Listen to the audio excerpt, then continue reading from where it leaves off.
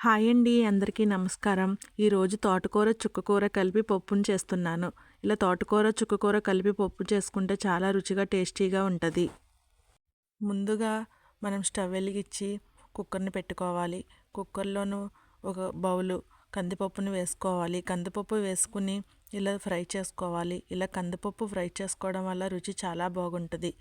ఈసారి ఎవరైనా ఇలా ట్రై చేసి చూడండి. ఇలా కందిపప్పును బాగా వేపుకున్న తర్వాత ఇందులో వాటర్ పోసి ఒక 2-3 టైమ్స్ వాష్ చేసుకోవాలి. వాష్ చేసుకున్న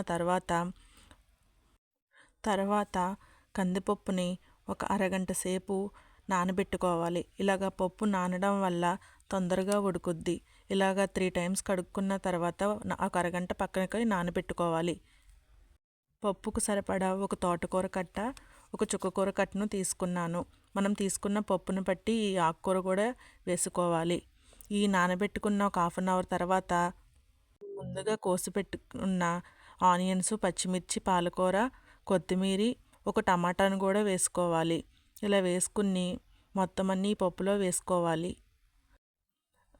ఇలా వేసుకున్న తర్వాత మనకి సరిపడా వాటర్ కూడా ఒక గ్లాస్ వాటర్ వేసుకోవాలి. ముందు పప్పులో వాటర్ ఉన్నాయి కాబట్టి ఒక గ్లాస్ వేసుకుంటే సరిపోయిద్ది. ఒక హాఫ్ స్పూన్ పసుపు కూడా వేసుకోవాలి.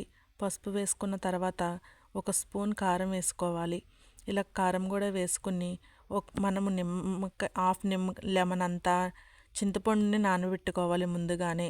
ఇలా నానబెట్టుకుంటే తాలింపులో వేసుకోవడానికి వీలుగా ఉంటుంది. ఇలాగ అన్నీ వేసుకుని బాగా కలుపుకోవాలి. ఇలా కలుపుకున్న తర్వాత కుక్కర్ మూత పెట్టి 3-4 విజిల్స్ వేపించుకోవాలి. అలా 3 or 4 విజిల్స్ వేపించుకున్న తర్వాత పప్పు ఈ విధంగా కుక్ అయి ఉంటుంది. ఇలా విజిల్ చల్లారిన తర్వాత మనం మూత తీసి చూస్తే పప్పు ఇలాగా కుక్ అయి ఉంటుంది. దీన్ని ఒకసారి పప్పు గుర్తు పెట్టి మెత్తగా మెదుపుకోవాలి. మెదుపుకున్న తర్వాత ఇదే స్టేజ్లో మనకి సరిపడా ఉప్పు వేసుకోవాలి. ఉప్పు వేసుకుని ఒకసారి పప్పు గుర్తుతోటి పెట్టుకోవాలి. ఇలా కలిపెట్టుకోవడం వల్ల పప్పు మొత్తం కలుస్తుంది. ఇలా కలుపుకున్న పప్పును తాలింపు పెట్టుకోవడానికి ఒక బౌల్ని స్టవ్ మీద పెట్టుకోవాలి. పెట్టుకుని తాలింపుకి మనం ముందుగా ఎండుమిర్చి, జీలకర్ర, ఆవాలు, మినప్పప్పు, కరివేపాకు అన్నీ వేసుకుని దోరగా ఫ్రై చేసుకోవాలి. ఇలాగా తాలింపు వేగుతూ ఉండగానే ఇంగువను కూడా యాడ్ చేసుకోవాలి. ఇంగు వేసుకోవడం వల్ల టేస్ట్ బాగుంటుంది.